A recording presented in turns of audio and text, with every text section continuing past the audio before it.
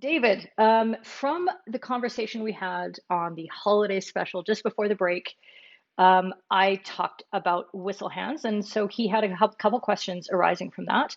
Number one, the whistle in the left hand, is that still applicable with the advent of the self pass? The other one, it was a separate question altogether that I answered, but there you go. Um, oh, great. Now my keyboard shortcuts are not working at all. It's going to be one of those days. I'm there. I'm ready for this.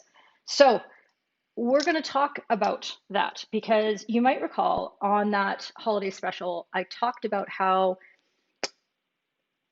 I had been a victim of Ray O'Connor's rather blunt coaching style at a particular tournament, California Cup 2003, where back in those days, of course, that was prior to the self pass. And I was having a problem with jumping the advantage. I was jumping the call. I wasn't waiting to see what would happen until I would blow the whistle. And I was killing some good advantages. And that's different now. And I'll go into that in a minute. And what he said was he knew I was right-handed. And actually, oh, that feels weird. So right-handed, I was always blowing my whistle too quickly. So he told me that in my next game, I needed to spend the entire match umpiring with the whistle in my left hand. And as I demonstrated, I was doing this. So I was trying to, I was missing and I was hitting my face. It was so hard. I don't know why. It's not like I haven't used my left hand in the past as a human being, but actually going through the process of whistling was something altogether. So that experience, just forcing me to wait, helped rearrange the neurons and the neural pathways so that I wasn't quite so jumpy. And that helped my advantage going forward. And it also taught me because I couldn't blow my whistle, I could see, oh, that's what I needed to be looking for. That's what I should have noticed. That's what I should have planned ahead. I got that now. And it was able to, all those things rippled down and changed everything. So awesome sauce. Um, so now that we have the self pass, that the technique of whistle hands has, for me, changed, and here's why. And if I talk about sports that you're not as familiar with, sorry, but I really don't understand rugby. I don't understand. Well, I mean, football, soccer, yeah, I get it, but I'm not as intimately aware with it. So I'm going to talk about basketball and ice hockey in contrast to field hockey, real hockey. Now, in those sports and in many other sports, the official in making decisions and making calls has the effect of stopping the game. Especially in basketball, for example, the ref will blow their whistle and everything stops. And at some point, the ref needs to have the ball handed to them. And then they make sure everything's set. And then they give the ball to the player who's, say, going to inbound the pass or take the free throw or, whatever the case might be. So it's very much a stopping of everything. And then because the refs need to use their hands to touch the ball, they wear their whistles around their neck on a lanyard. Okay? Ice hockey. Very much, again, whistles stop everything. And a lot of them, I know, wear those finger clips. So they'll be plastic, whatever, they stick their fingers through. And so their whistle is literally connected to one hand for the whole thing. And they can blow their whistle really, really loudly and do their thing. And then they make their gestures, whatever the case might be, offside, all those kind of things. Hockey's different. We don't as much stop the play. If it's a stroke or a corner, yes. But the majority of the times that we're blowing a whistle, it's more of, especially because of the self pass, we're simply providing an indicator of how the play needs to continue immediately. That the ball needs to go into this team's possession, and they get a free pass for 5 meters or a few seconds, whatever the case might be, to do what they want to do, and then we continue. It's very much a flowing process. In addition to that, with the importance of that flow, that means that our whistle timing is so crucial to the impact that we have on the game and how that play can flow and the opportunities that players can take advantage of. So we don't want to be tied down to one hand or the other, because we want to have the maximum amount of versatility to be able to express more than one message with ourselves when we're making a call. So the first tip that I would offer, you can see that I have my FHumpires branded pen.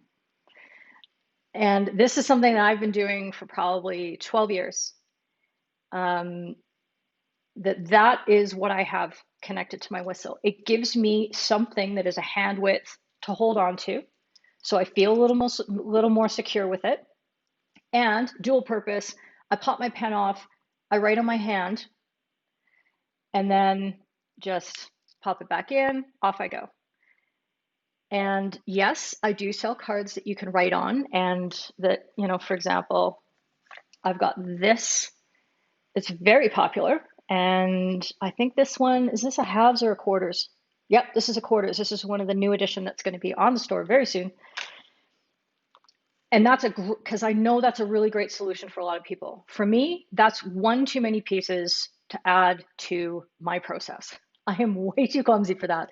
So all I want to do is to be able to pop off my pen, write on my arm, write on my hand, whatever the case might be, arm, face, and then pen back in, and off I go. Some umpires will use, I've seen top umpires that all they have is just a whistle. They have nothing to hold on to. Dope. If that works for you, great. A lot of umpires will string a whole bunch of whistles on that. I mean, okay, but really what you're doing is you're just putting your hands all over other things that you might be putting into your mouth again, which these days seems like a really poor life choice. And if you drop this onto the turf, as I have done many times, it's not the end of the world, okay? It's a finable offense, but it's not the end of the world. But if you drop all of your whistles at once, you got nothing to back it up, okay?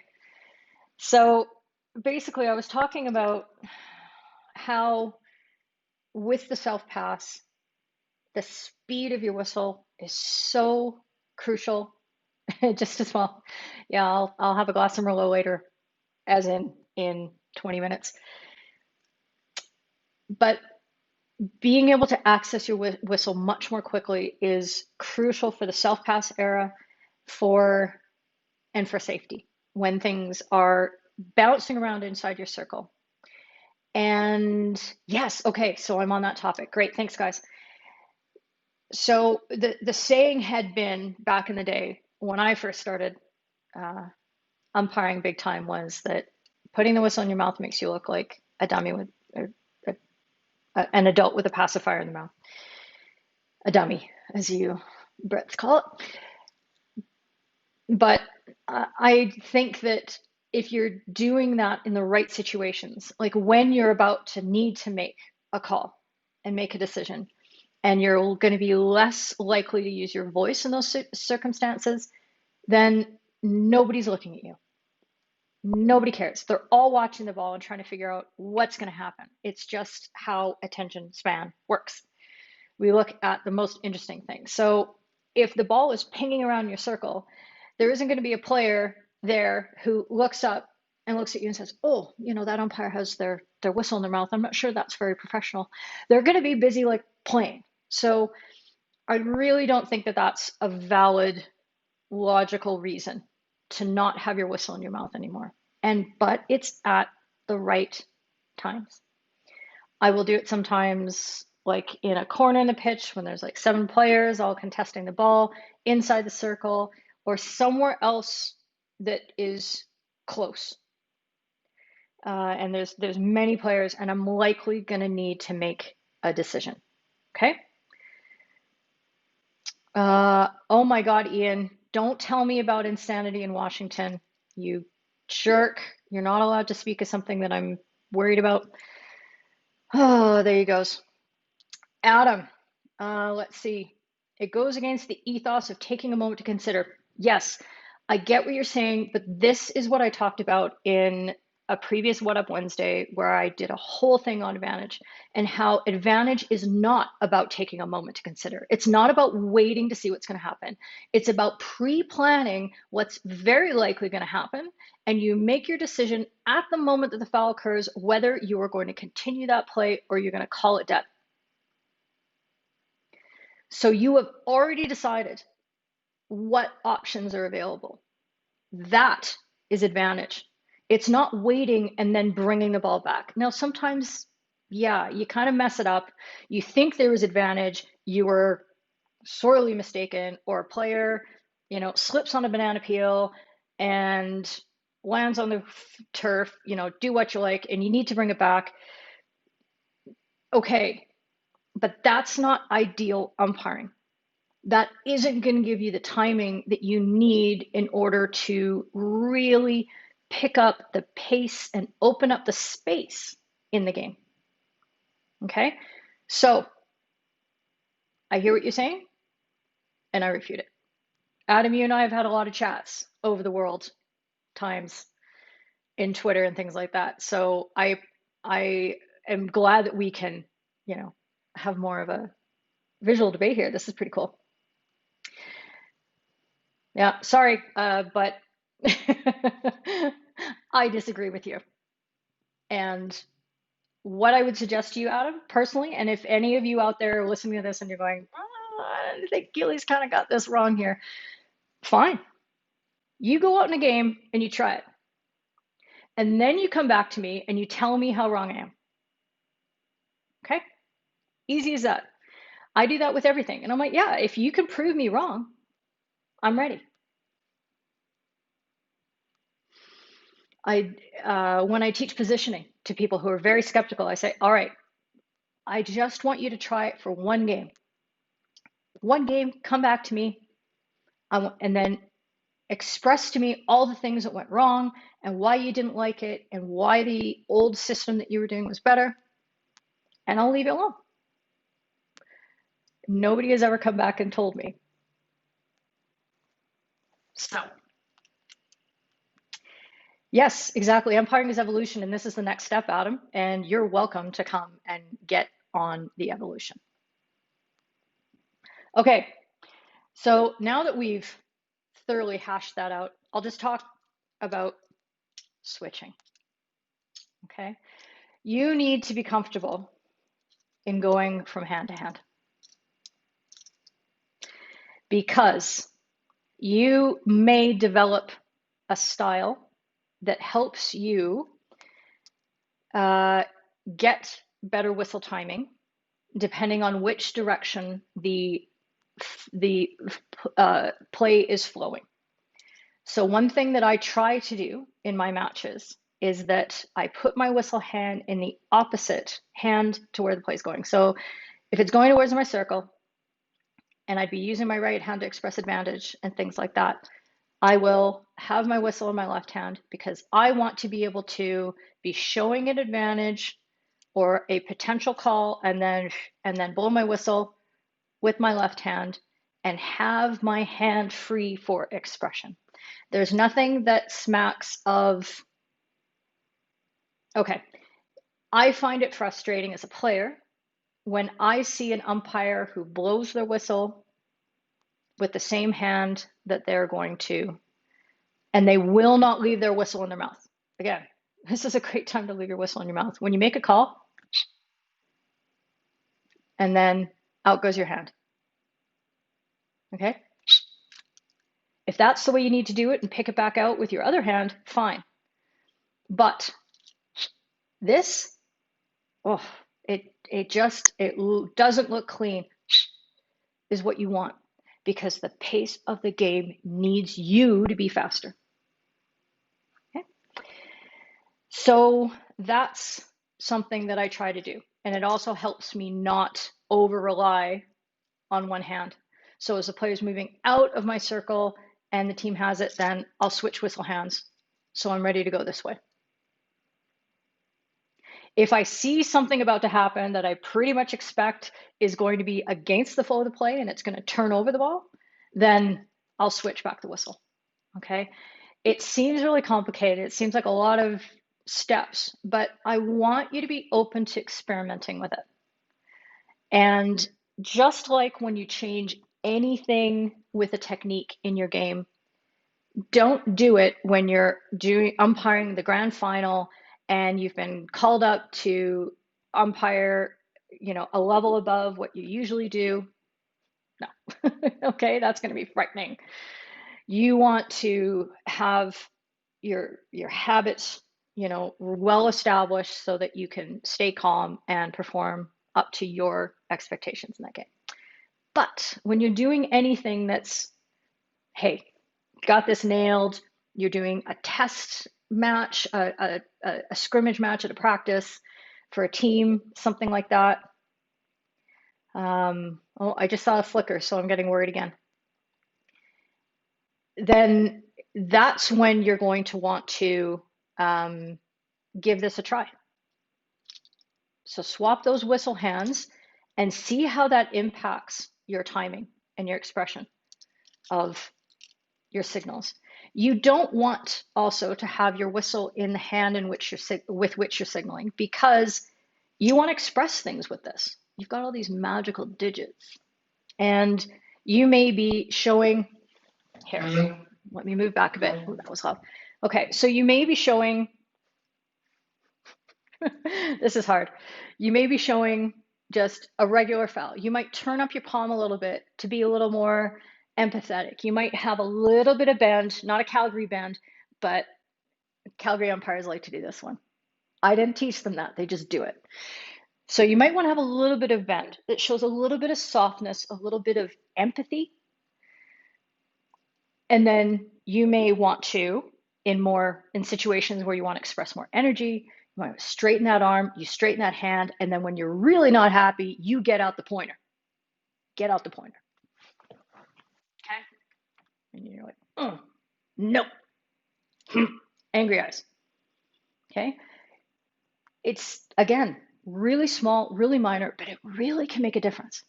So don't cut out that option by having that lost to you.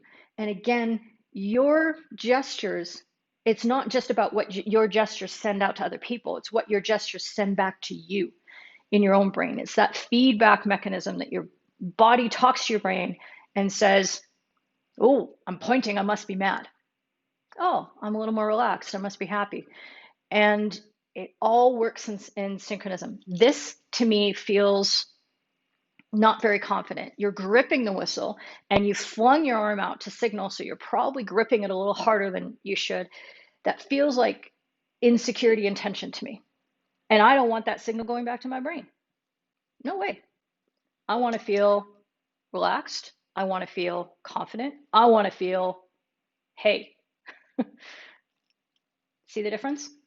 So I hope that gets a lot of those things with your whistle hand stuff. I'm going to go through some comments. For those of you who stuck in and came back to this broadcast, holy smokes, I can't believe there's like 29 of you. Ah, would have ditched that. Let's see. Oh, Adam, see, that's where you missed it.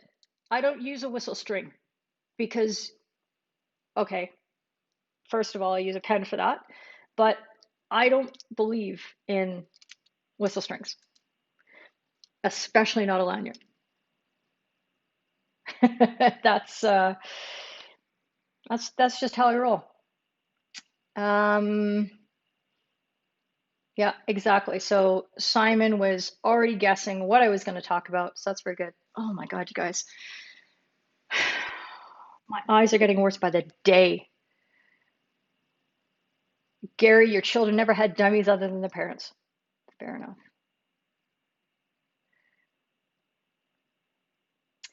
Inga, we very often have a whistle in mouth, but you learn the same as when we teach new umpires advantage. You think one, two, three, move the whistle to your mouth.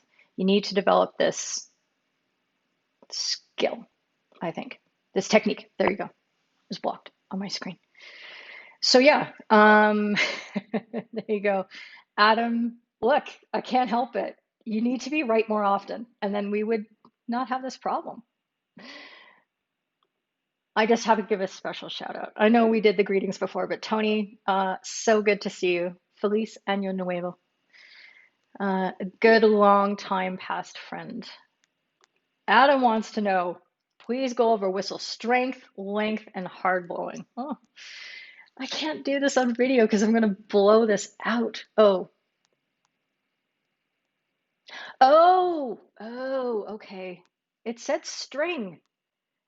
It did. Elsabie's here. Adam's saying no whistle strength. Okay.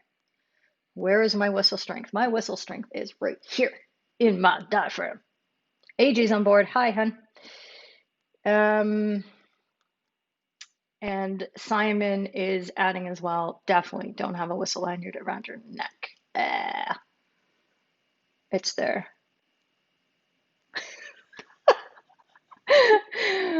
I don't know, man. It's I don't know why I'm not understanding you correctly today. Look, this is a relationship that's going to evolve over time, Adam, and we're going to get better at this. So keep up with it. Um, yeah, I know. Okay, Andy asking, where do I carry my cards? All of them. Oh, I have like 2 red cards in this pack.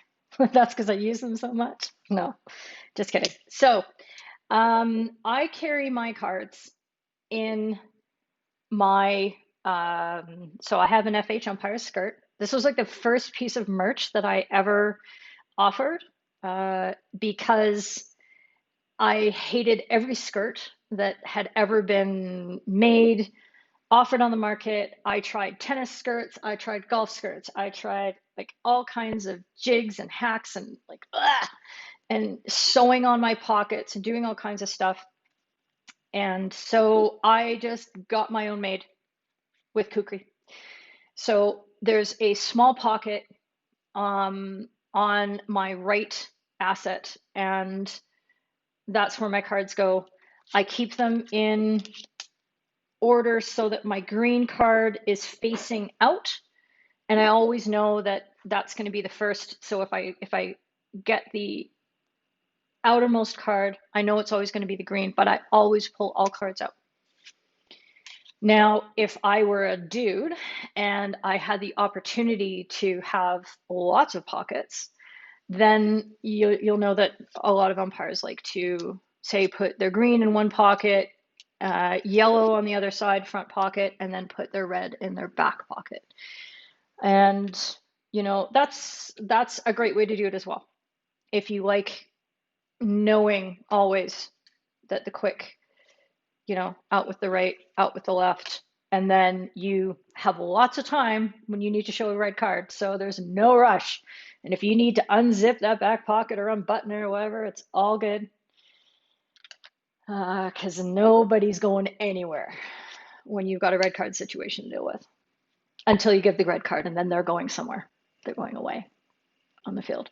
So I would like to make my version 2 of the skirt is going to have, I would like to put slash pockets in the front rather than reaching in behind, simply because that's where we're putting radios, and you can get yourself a little caught up with that. I remember a really good story from a Champions Trophy that my friend Amy Baxter was on the pitch, and I hope she doesn't mind me telling this story because it was kind of a, yeah, it didn't work out great for her in the short term there, but she I can't remember how far back this was. but it was the the Champions Trophy in Argentina, and she was running down the pitch, and I was watching the game because it was broadcast, and she's running down the pitch, and all of a sudden, like, play has to stop, and she literally had dislodged the battery from her radio with the action of running behind her. Her butt literally popped out the radio, and the battery and the radio was still attached, but the battery had fallen down, and she had to get that jig back up. So they had to stop because it was also her audio feed going through the stream, all that kind of stuff. Anyway, good stories. So we've got enough problems back there. We don't need to make it any worse by having our cards back there as well. So I'd like to have slash pockets. The FIH issue, God, who is their current? Is it Grays? No. Who's doing their uniforms right now? It's so hard to keep up. Anyway, the most recent FIH issue skirts are slash pockets in the front. And as far as I know, they're okay. But we'll see. It's crazy how specific these things are.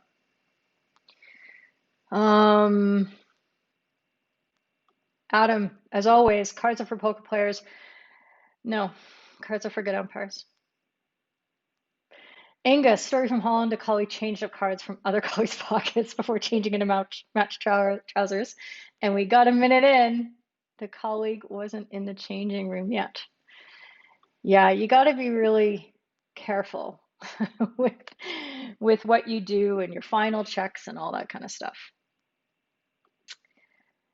Elsaby, you found a runner skirt with a pocket on your backside to keep only the green and the red in your sock. So to bend down to reach that would make you change your mind.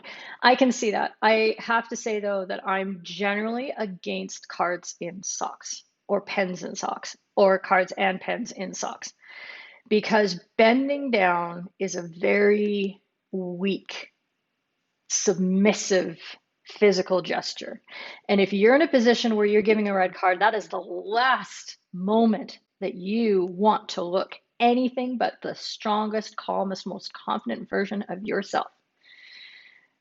So although it's not going to happen often, I sure hope, but I really don't think you want to put yourself in that position. And the other thing is that if you're bending down to grab a card, you're going to look down, and if you're giving a red card, something big has happened. You're already in a situation where there's probably massive tempers. Maybe there's been a fight and some punches thrown, aka the last What Up Wednesday when I talked about that. You don't want to take your eyes off the action for a second, because that is the moment that stuff's going to go down. So yeah, I would either put them all in the same pocket, and then you get into really fun situations if you accidentally pull, if you've got the right card and you were gonna give a yellow, and then and you're like, oh, I'm sorry, I didn't mean that. But I have it. It can be fun, or it can be humiliating. It depends on your personality. Osaka. Yes. Okay. So I'm thinking of the previous. No, the Osakas have the front slash. Yep. Thanks, Ryan. That's exactly it. Yeah, hard to keep track. So those are a bunch of the considerations that you can think of. David, if you're still with me, I hope that answered your question. The original one about whistle hands in the Self-Pass era. And then we got on a tangent about cards. Is there anything else? Anything else that I can talk about with Adam? I think I figured it out. You're talking about how the strength of your gesture can impact your whistle strength. Did I get it right? I hope so. I hope it was there.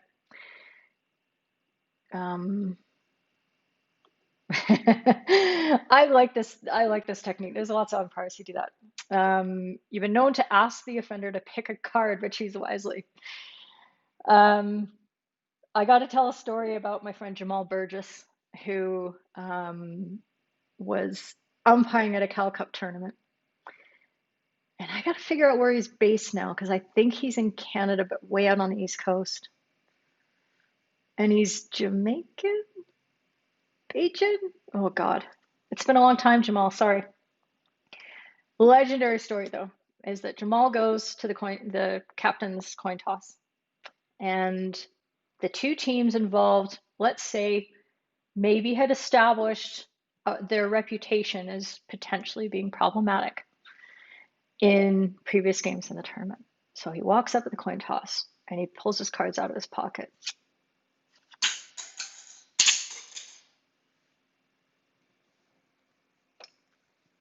End of story.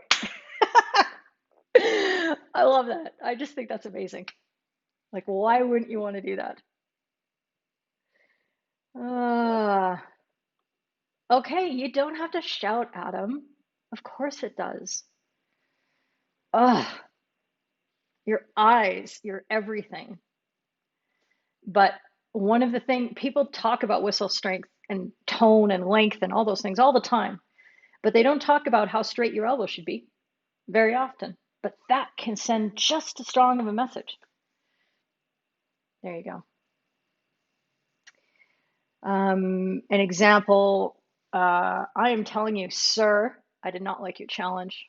You give the hard hand signal, the hard long whistle. Yep, all together. So that's wonderful. Marvo, in a howling gale, the card blew out of your hand. You had to run after it before issuing. Not a good look. Oh my God. Like, how many times have you had that happen to you where you've just dropped the card? Or you've been running along, and I've been in a position where I called a penalty corner and a player run up to me and said, excuse me, ma'am.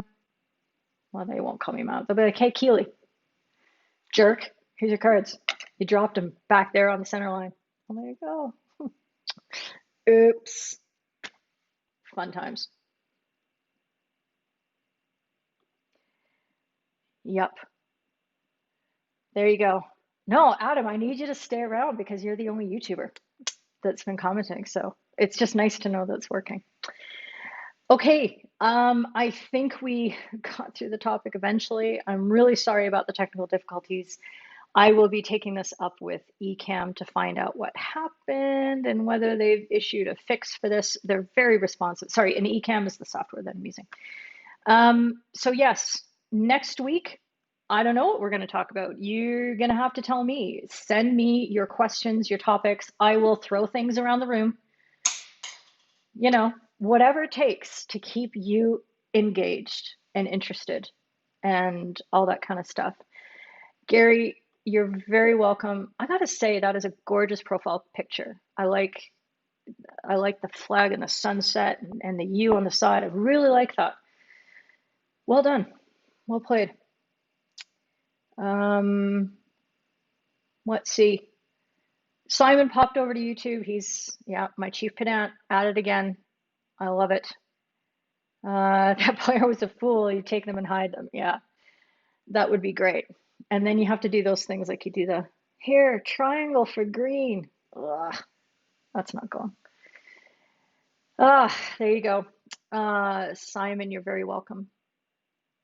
Oh boy, this is crazy. I'm a little concerned now. You guys have scared me. Profile picture envy from Barry Hainsworth. Got it. Oh, and it was taken by Ian, who was on the broadcast earlier. Look at that. Amazing. So yes, send me your future questions, your issues, your requests for story time. I'm here for this. And don't forget, if you would like replays forever to all the What Up Wednesdays, you can go to, and I ruined it because it's not going to be there. You can go to FHU3T.com and sign up for a red or not red. That's the private one. You can sign up for a green or yellow. This doesn't work at all. Membership. It's not placed properly. So if you're on one of those two teams, you get forever access to all the back What Up Wednesdays. And Yeah, maybe not this one because the sound screwed up so much. Who knows? We'll see. Um, let's see. Final parting shot from Adam. It originally went wrong when they threw all the tea in the harbor. There you go. Who knows? And Rachel is recognizing the familiar surrounds of Lee Valley in the profile pic. It's been great to have you on. Great to be back. I'm so excited. I've got lots of big plans for 2021. So if you want to hear about them, text me. I'll tell you secrets. A lot of really interesting things in the pipeline, and I'm excited. I'm excited. But technology's got to work out better for me in the future. Oh, thank you. It was good to see you, Peter, or good to be seen by you. There you go. Why am I not leaving a copy on YouTube? Oh, Adam, I just need to figure out. I will, but it'll be, I only leave it up for like 5 days. Why don't I leave the copy up on YouTube? Because it's different options. It's a long story. I'll try to figure it out though. That's a good point, Adam. I'll try to make that. There you go. David Hughes, favorite member of FHU3T Yellow, you are so welcome. It's a great question, and I'm glad that you brought it forward. This is how it works. I want to know what you need to learn, what you want input on. Bring it, because I just want to help. It's so much fun. Thanks, everybody. Great to see you, and we will see you next week for the next What Up Wednesday. All right, take care. Bye.